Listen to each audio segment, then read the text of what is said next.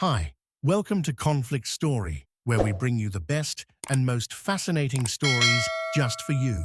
Let's dive right into one of those stories. It begins like this. I never imagined that at the age of 34, I'd be caught in a fight to protect my family's legacy. But life has a way of presenting challenges when you least expect them. My name is Emily Carter, and I'm the proud caretaker of Carter Grove, a 75-acre orchard that has been in my family for nearly 2 centuries. This land isn't just a business, it's a symbol of resilience and a living tribute to generations of hard work and dedication. It all began on a brisk September morning. The air was crisp, filled with the scent of ripening apples and the hum of bees flitting from tree to tree. I was walking through the orchard with a notepad in hand, inspecting the branches laden with varieties like Honeycrisps, Granny Smiths, and Pink Ladies, all glistening with dew. The season's harvest was promising, and I felt a surge of pride as I considered the work it had taken to get here.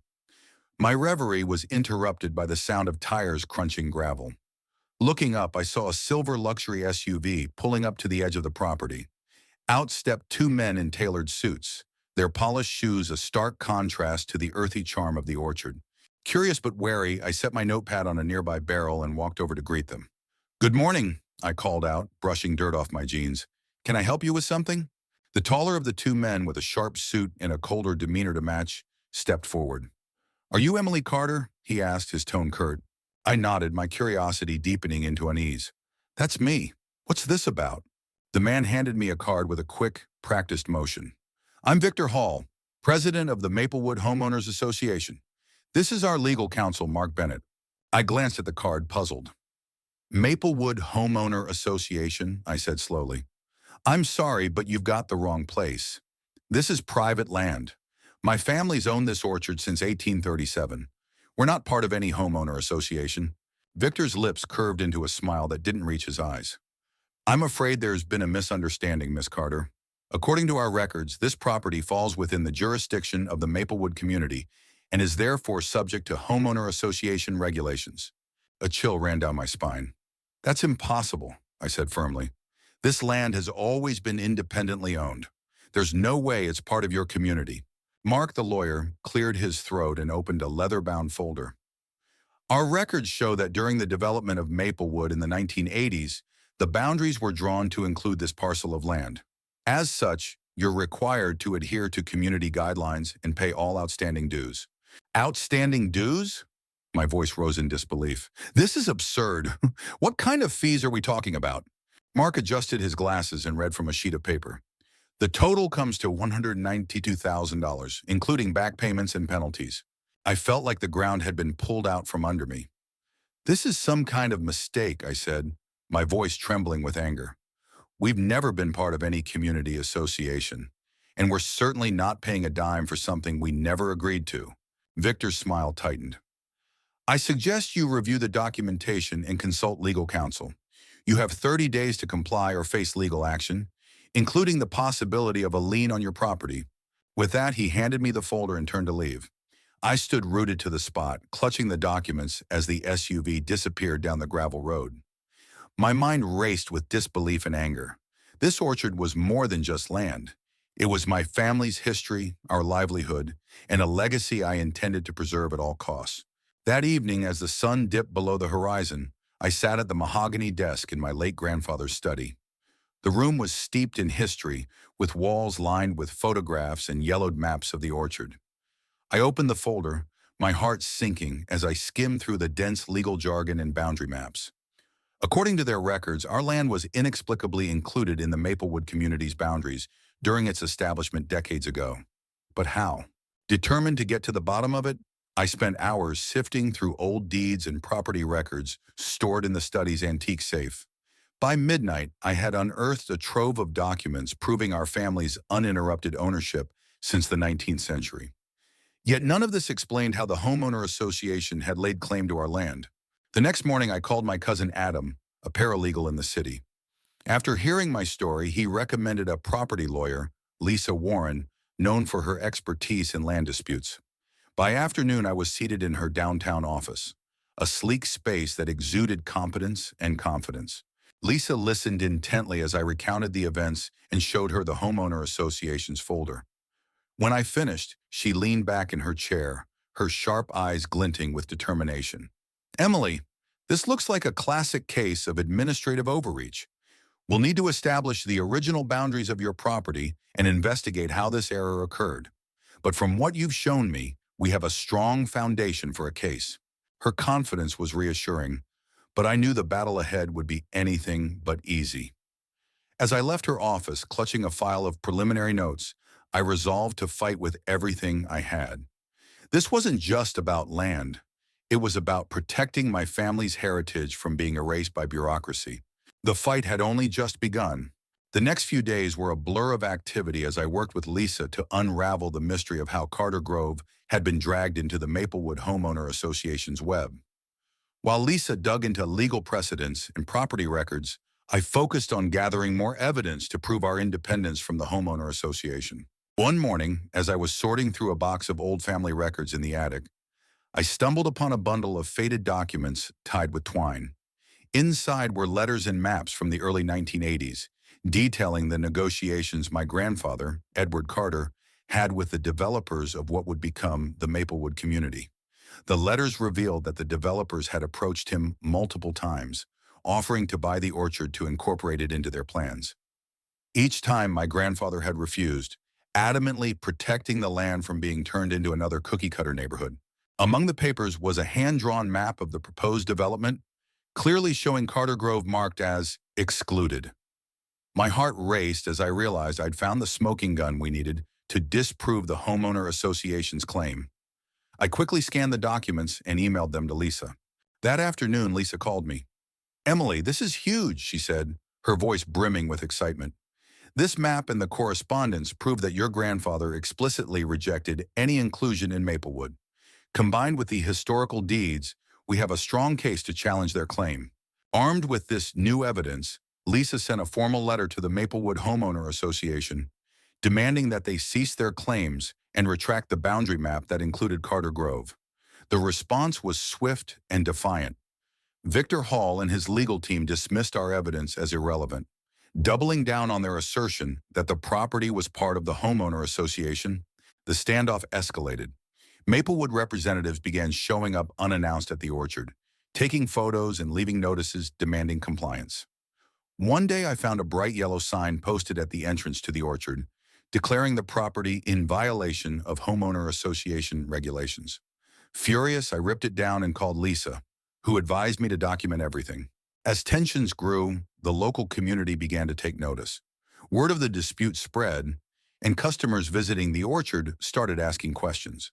Some were supportive, while others expressed concerns about what would happen if the homeowner association succeeded in their claim. It became clear that the fight wasn't just about my family's legacy. It was about the principle of standing up against overreach and protecting what was rightfully ours. A turning point came when I received an unexpected visit from my neighbor, a retired surveyor named Bill Harper. He'd heard about my situation and wanted to help. "Emily, I worked on some of the original surveys for this area back in the 80s, he said. "I'm pretty sure the homeowner association's boundary map is based on a mistake." Bill brought over a stack of old survey documents, including the original plat maps from the Maplewood development. As we examined them together, he pointed out a discrepancy between the official records and the homeowner association's current map. "See here?" he said, tracing a line with his finger. "This boundary line was adjusted after the initial survey to exclude Carter Grove. Whoever updated the homeowner association map must have ignored this correction." With Bill's help, we prepared an affidavit detailing the error and included his professional analysis in our growing body of evidence. Meanwhile, Lisa filed a formal complaint with the county's Land Records Office, requesting an official review of the boundary discrepancies. The stakes were rising, and it was clear the homeowner association wasn't going to back down easily. The conflict came to a head during a community meeting organized by the Maplewood Homeowner Association. Lisa and I decided to attend, hoping to present our case directly to the board and the residents. The room was packed, a mix of curious neighbors and staunch homeowner association supporters. As Victor Hall stood at the front, outlining his vision for bringing Carter Grove into compliance, I could feel the tension in the air. When it was my turn to speak, I stood up and addressed the room. My family has cared for Carter Grove for nearly 200 years, I began, my voice steady despite the nerves fluttering in my chest. This land has never been part of Maplewood, and the documents we've uncovered prove that beyond a doubt. Your boundary map is based on a mistake made decades ago, and I will not let that error erase my family's legacy. Victor's face darkened as I presented the historical maps, letters, and Bill's affidavit. Lisa backed me up, articulating the legal arguments with precision. By the time we finished, the room was abuzz with murmurs. Some residents seemed swayed by our evidence, while others glared at us with suspicion. As the meeting adjourned, several neighbors approached me to offer their support. "I've lived here for years," one woman said. "Your orchard is part of what makes this community special. The homeowner association has no right to take that away." Though the battle was far from over, I left the meeting feeling a renewed sense of hope. The fight for Carter Grove had become more than just a personal struggle. It was a rallying cry for anyone who'd ever been bullied by bureaucracy. And I was determined to see it through to the end. The fallout from the community meeting was swift and polarized. Within days, the Maplewood Homeowner Association's actions had become the talk of the town, stirring heated debates on social media and at local coffee shops. Some residents sided with Victor Hall, convinced that Carter Grove should conform to the Homeowner Association's regulations, while others rallied behind me, seeing the orchard as a cherished part of the area's identity. Victor, however, seemed undeterred by the growing backlash. He escalated his tactics, sending a formal notice to the county zoning office, claiming that the orchard's operations were in violation of local ordinances. This notice included allegations about noise levels, traffic congestion, and supposed environmental impacts, all of which were blatantly exaggerated. The move was a clear attempt to bog us down in bureaucratic red tape, and it worked. Within a week, I received a letter from the county summoning me to a hearing to address the complaints.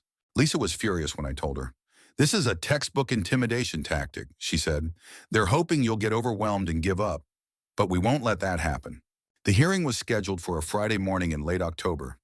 As Lisa and I prepared our case, we leaned heavily on the evidence we'd already gathered, as well as testimonials from supportive neighbors and longtime customers. Bill Harper, the retired surveyor, also agreed to testify, further strengthening our position. On the day of the hearing, the small courtroom was packed. Victor and Mark Bennett sat on one side of the room, flanked by a handful of homeowner association board members. On our side were Lisa, Bill, a few loyal neighbors, and even some local business owners who'd come to show their support. The atmosphere was tense as the county officials called the session to order. Victor was the first to present his case. He spoke at length about the Homeowner Association's vision for Maplewood and how Carter Grove's operations supposedly disrupted the community's harmony. Mark followed up with a barrage of technical arguments, citing obscure zoning regulations and environmental codes that they claimed we had violated. It was a carefully crafted performance, designed to paint the orchard as a rogue operation undermining the Homeowner Association's authority. When it was our turn, Lisa methodically dismantled their arguments. She began by presenting the historical records proving that Carter Grove predated the Homeowner Association and was never included in its jurisdiction. She then called Bill to the stand, where he explained the survey error that had erroneously placed our property within the Homeowner Association's boundaries. His testimony was clear and convincing, leaving little room for doubt. Finally, Lisa called on me to speak. Standing before the room, I felt a surge of nervous energy, but also determination. "Carter Grove isn't just a business," I said, my voice steady. "It's a part of our community's history, a place where families have come for generations to create memories. What the Homeowner Association is trying to do isn't about regulations or harmony. It's about control. And I won't let them erase my family's legacy." When I finished, the room erupted in murmurs. Even the county officials seemed taken aback by the passion in my words. After hours of testimony and deliberation, the officials announced they would take the matter under advisement and issue a decision within the week. The waiting was agonizing, but the support from the community kept my spirits up. People stopped by the orchard to express their solidarity, leaving notes of encouragement and buying apples, cider, and pumpkins in record numbers. Local media picked up the story, framing it as a David versus Goliath battle that resonated with many. Finally, the decision came. The county ruled in our favor, declaring that the homeowner association's claims were unfounded and that Carter Grove's operations were fully compliant with all local ordinances. The officials also recommended that the homeowner association correct their boundary maps to avoid further disputes. The victory was a huge relief, but it didn't stop Victor from continuing his campaign. Within days of the ruling, he filed a civil lawsuit against me, claiming damages for harm caused to the homeowner association's reputation. It was a desperate move, and Lisa assured me we would counter it aggressively. As we prepared for the next phase of the battle, I couldn't help but reflect on how far we'd come. The fight for Carter Grove had grown beyond a simple boundary dispute. It was a stand against overreach, a fight for justice, and a testament to the power of community. But the war wasn't over yet, and I was ready to face whatever came next. The weeks following the county's decision were a whirlwind of legal preparations and public attention. Victor Hall's lawsuit was an act of desperation, and Lisa was determined to use it to expose the homeowner association's overreach once and for all.